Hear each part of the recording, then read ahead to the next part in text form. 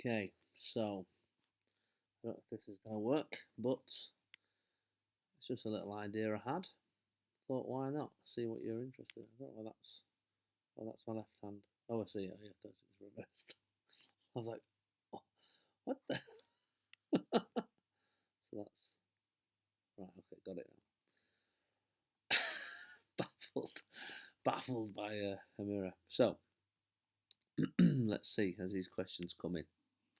Charlotte Shelton, favourite flavoured ice cream. I'm glad it's starting with the big topics. Favourite flavoured ice cream. I'm gonna say. I tell you what, you got me there. That is tough. Um,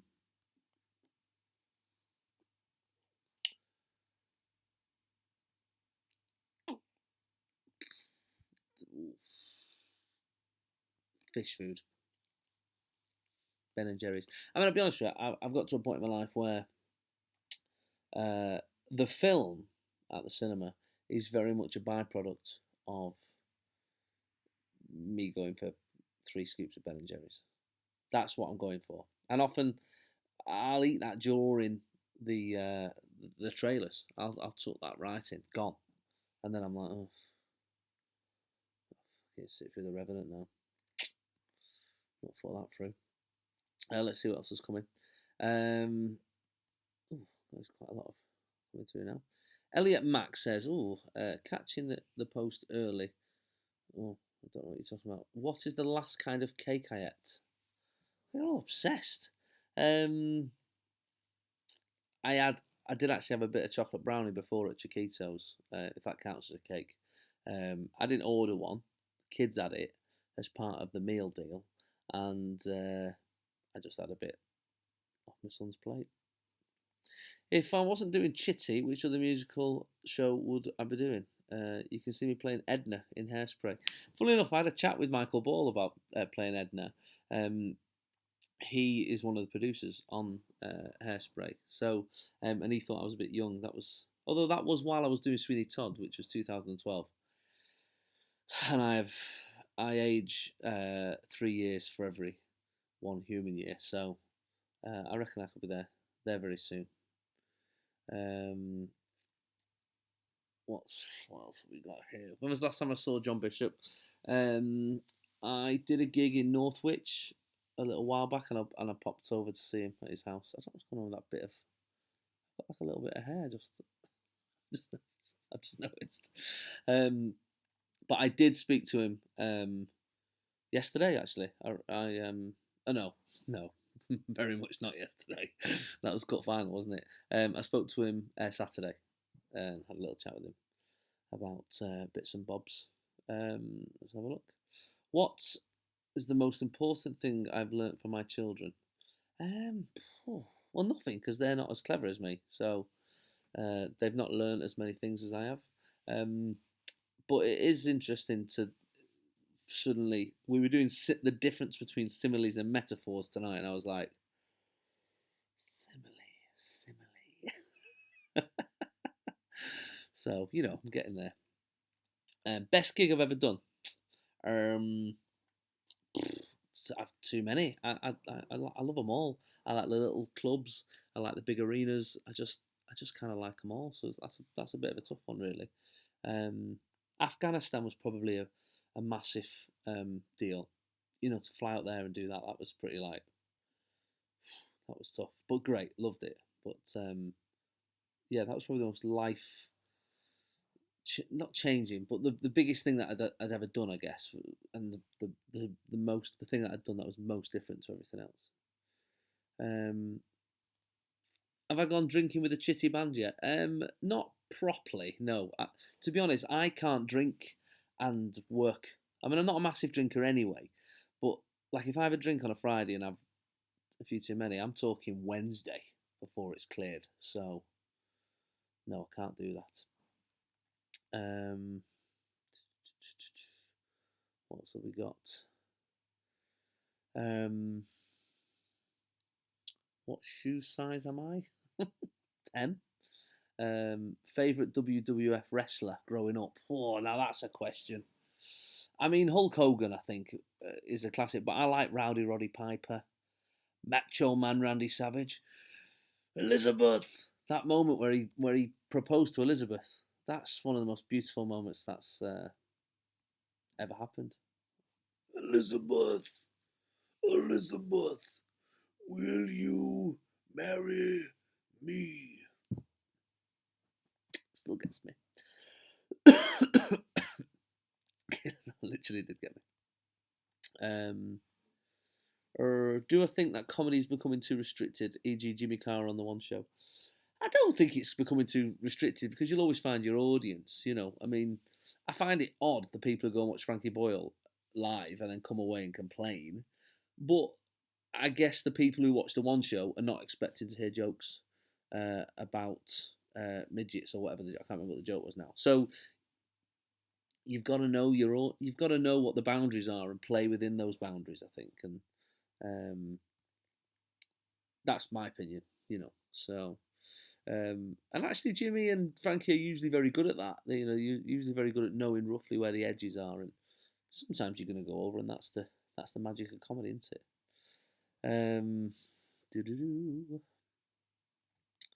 Jack says, "Am I going to appear, or would I like to appear on Moving On? I should do more stuff like Ordinary Lies." Yeah, I did. I've already done a Moving On. I did one with Rebecca Staten a couple of years ago. Which was really good actually. It was about a husband and wife who sort of split up, but then couldn't afford to move out, so they stayed living with each other, which ironically was roughly the situation I was in my real life as well. So life imitating art and all that. Chinese or Indian? I love all people. I couldn't separate those two great nations.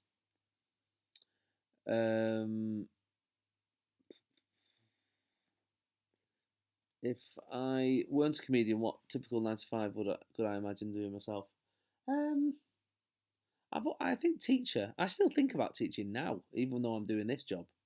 I still think at some point, like when it gets hard, and I don't mean hard as in the job's not hard, but the circus around it can be hard. I think I'd like to retrain. Maybe I'll go back to university. But then I've got mates who are teachers now.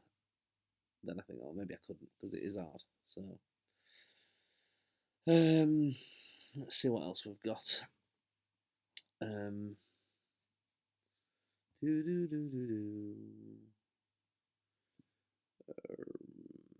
How's life with 5 kids? Is my house ever tidy? If so, how? Well, I mean, I'm in probably a very different situation to you, Laura, in as much as I share custody. So it's, the house is tidy for at least half the week. So it's not too bad. Do I have any quirky demands in my dressing room? Example, the green M&M bowl. No, I don't at all. When I'm on my own tour, I ask for like a comfy chair just so I can have a nap. I'm a bit of an old man like that. The green M&M things is interesting actually. I can't remember what the band are. I think it's slightly apocryphal as well, but I think it was something like AC/DC or something like that. But basically, what happened was they would have a rider like that thick, and a rider is like what you want at the gig, and it's down to like where you want the lights, down to how you want the dressing room prepared, and they had somebody get injured at a gig because someone had done something wrong, set up something wrong, something fell and injured somebody. So when they did their rider, which was we want these in certain situations, we want these sandbags here, we want these lights here, we want all this thing. On one of the many hundreds of pages of this rider was in the dressing room we would like a fishbowl full of green M&Ms or M&Ms with all the other colours taken out, or I don't know how they phrased it. And it was so that when they arrived at the gig and they went into the dressing room first and they saw the fishbowl full of green M&Ms, they knew that everything else on the list must have been done as well. I don't know how genuine it is. I mean, it sounds like someone's back engineered it. Like someone's gone, God, we sound like right arseholes. We better work out a nice reason why we want green M&Ms in our dressing Um, do I think Chitty will make it back to the West End after this tour? Also, on the same subject, how come the producers didn't make it? It was awesome. Thanks, Jared. I agree. I don't know why the producers didn't make it into the West End. It's totally it's totally random because I don't know how things get in there. I don't know how it works. It's a bit of a some certain producers and whatnot get um, monopolies on stuff, and I guess it's all that. So I'd love Chitty to make it into the West End. I'd love to still be with it and take it into the West End again. So yeah, absolutely, I'd love to do that. Do do do.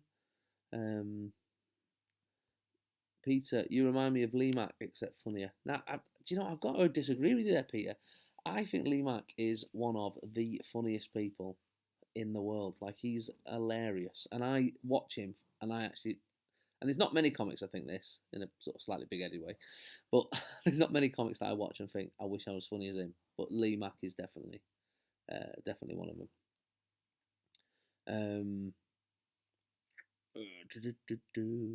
Let's have a look. Let's do three more. Did I ever get suspended from school? No, not suspended. I was in trouble a lot at primary school. Um, I locked a teacher in a cupboard once. I mean, my primary school was in Moss Side, so like as long as you didn't stab any of them or kill any of them, you were pretty all right. You know what I mean? Like that was like suspension level, and then under that, it was pretty rough. Our school, you know. Even now, I can think of 3 people who ended up in prison not many years after we left school. So it was rough.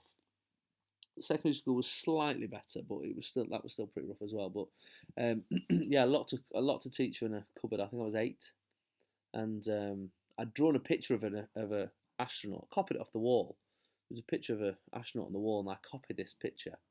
And she accused me of tracing it, and I didn't trace it. I just copied it, which is fine.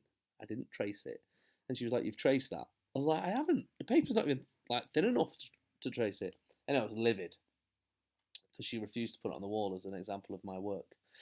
And even though there was pictures on there that were shit, and so when she went into the cupboard, I should be laughing. Well, when she went into the cupboard and shut door and locked it. Oh my god! If one of my kids did that, I'd be, I'd be livid. So, but she got what was coming to her. Fucking drew that astronaut. My sister thinks you're not funny because that joke in the Sun today. What bees make? Edward, I don't even know what happened today. My dad goes, "Hey, some of your jokes are in the Sun," and he shows me the paper. He buys like every newspaper the day after Man City win, so don't judge him. But he's looking through there, and there's like 5 or 6 of my gags in there, and then one of them is, "What kind of bees make milk? Boobies."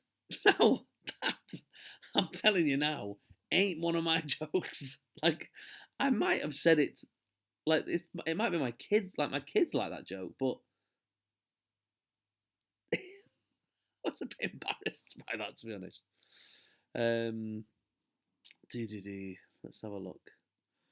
Okay, what did I say? 3 more. Okay, so what have we done? This has been going for 14 minutes, so I very much doubt any of you are still watching. But hey ho. Um, let's have one more. Let's have a look. This is the bit they edit out, don't they, on them YouTube videos? I probably should have thought about that.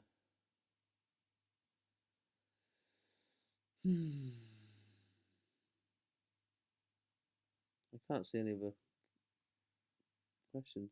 Well, let's refresh the page. Not bad. Well done. Okay. Uh,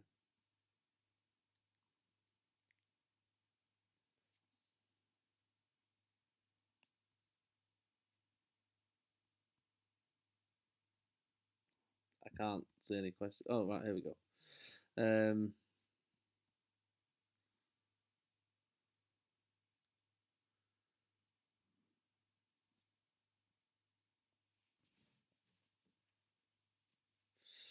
uh,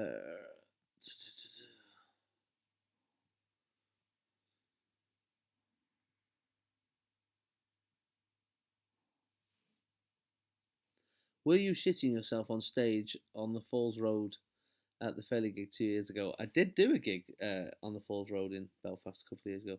A couple of your gags were below the waist, but you played a blinder. Do you know what? I just, the way I treat any gig like that. I mean, I'd just come back from Afghanistan as well, so I had this like big routine um about the about being out there, about the British troops, and obviously trying to tell jokes on the Falls Road about the British troops was a risk. It was a risk. So, but I just went for it, and actually, it sort of went all right. Even when I did them, I thought I'll keep that.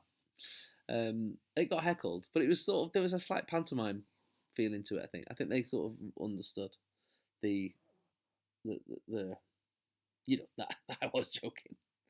So yeah, sort of got away with it really. Cool. All right. Well, that seems to be enough. I mean, that was 15 minutes worth of questions, and we'll see if this is a thing that we might do. Maybe it's a bit like that Periscope thing, but I can actually see the questions coming through, which makes sense.